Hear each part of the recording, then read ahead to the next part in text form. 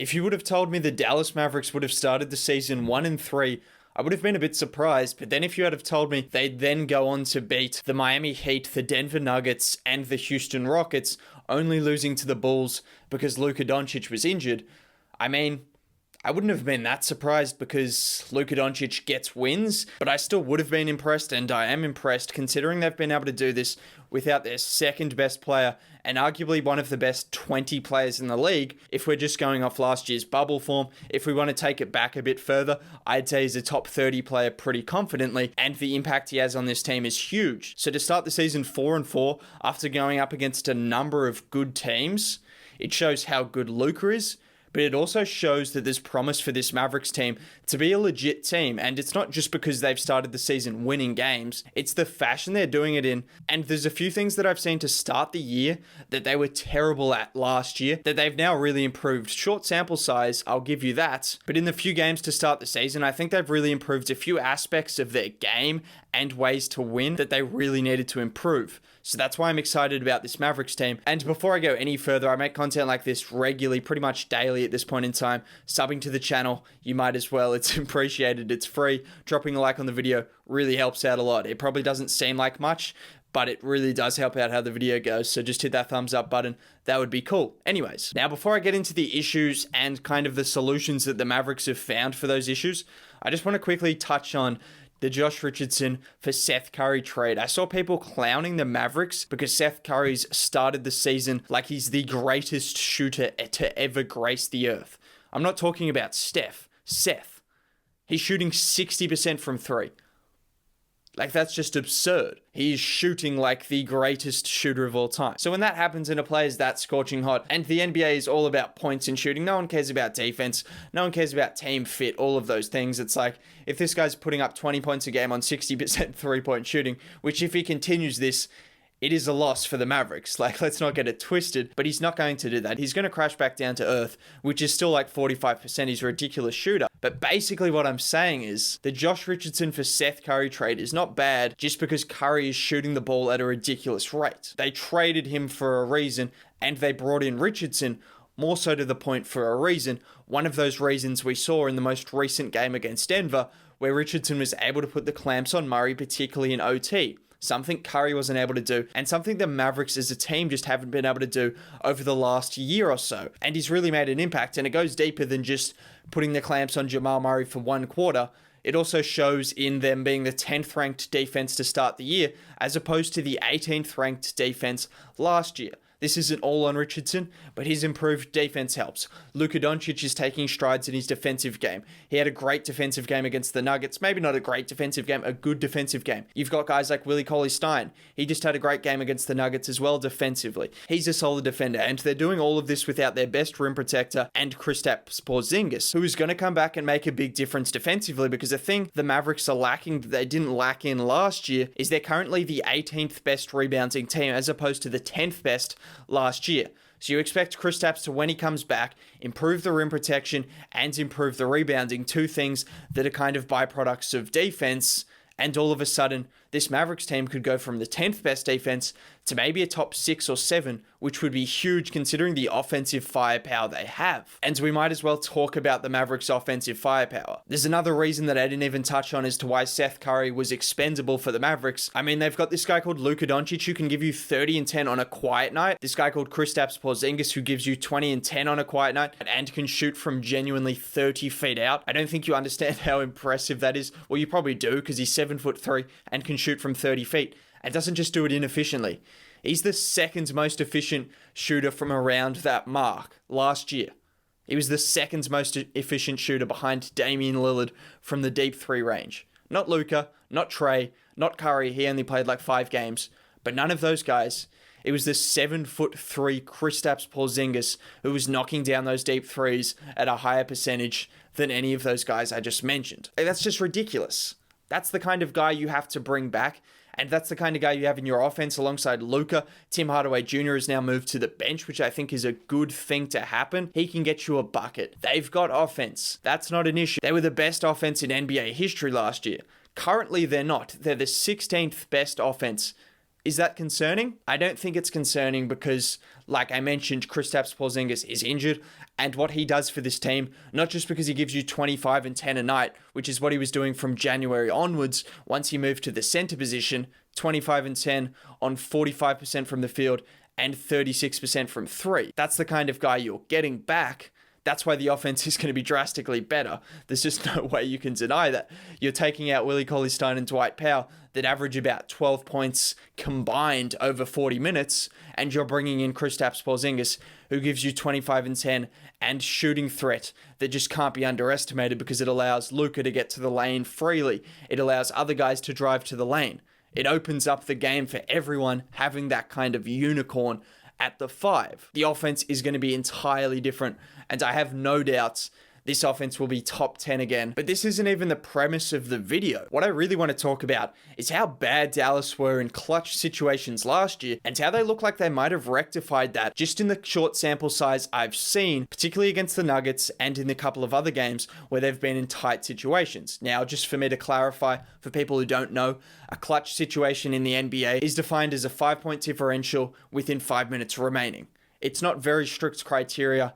You'll see a lot of teams will play more than half their games in this kind of situation. Pretty much all teams are going to play at least 20 out of their 70 games in clutch situations, if you want to call it that. And a lot of teams will play more than half. So it's pretty important to be able to win these games. It's pretty important. That kind of leads me on to what the Mavericks were doing last year in these types of games, and they were pretty bad. The Mavericks were the 20th team in the NBA when it came to winning those games, but it's kind of worse when you consider all of the teams below them missed the playoffs outside of the Orlando Magic. So effectively, they missed the playoffs as well. So effectively, you're looking at 10 non-playoff teams below them. No disrespect to the 3 Orlando Magic fans out there. You guys finished the season with like a record of 33 and 40 or something. But it wasn't just the teams below the Mavericks that didn't make the playoffs that were less efficient than them in the clutch. It was actually teams above them that didn't make the playoffs that were better at winning in the clutch than them. In fact, of the top 15 teams in this criteria, there was one team that didn't make the playoffs. One. And that was the Charlotte Hornets. So pretty much what this suggests to me, what it should suggest to you, is it's a pretty good representation of how a team is going to perform throughout the regular season, because if they can't win their close games, they're likely to not make the playoffs because, one, they're probably not a good team because winning close games is a byproduct of being a good team, and two, well, they're not going to get enough wins even if they are a good team like the Mavericks. Although the Mavericks were able to get enough wins even losing this amount of games, that's where there's upside. So if you're a glass half full kind of guy, this suggests to me and to you that this team has a lot of room to improve because they weren't good at winning these close games last year. Actually terrible when you consider every team above them made the playoffs. So they were bad at doing that. And now if you look at it from the glass half full perspective, they're only going to get better. I mean, they literally can't get any worse because I was just talking about win percentage. The Mavericks were actually in a lot of these games.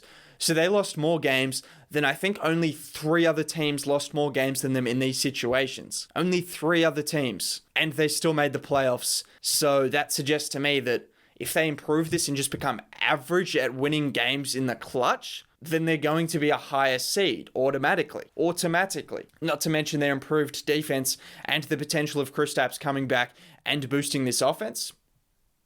That's all I'm saying. But I'm not done yet. I'm going to explain why they were actually terrible at winning these games, or losing these games, should I say, and why I think they've improved that. Let's look at last year. They shot more threes in those situations than any other team, and let's just say it wasn't an effective way of going about things because they shot the ball at 25%, which was 27th. But they shot more threes than any other team. So they were jacking up a shot that just wasn't falling. That's pretty bad. And then also they had a field goal percentage of 38%. Which was 25th. So basically they couldn't make shots. There you go. Point closed. But not quite yet, because we want to talk about Luka, who was awful. I'm sorry. I don't think it's all on Luka because this is a thing that I talk about with star players that have such a high usage rate and are looked on to shoulder all the offensive load throughout games and seasons. When it comes to clutch time situations, they take shots that they shouldn't be taking. He continued to take step back threes, tough shots, because he felt like it was his job to get them over the line and will them over the line. When in reality, if they just stuck within the terms of their number one offense in the league and continued to move the ball, find open shooters, drive to the lane, get to the free throw line, something he didn't do. He only shot one free throw a game in those 5-minute periods.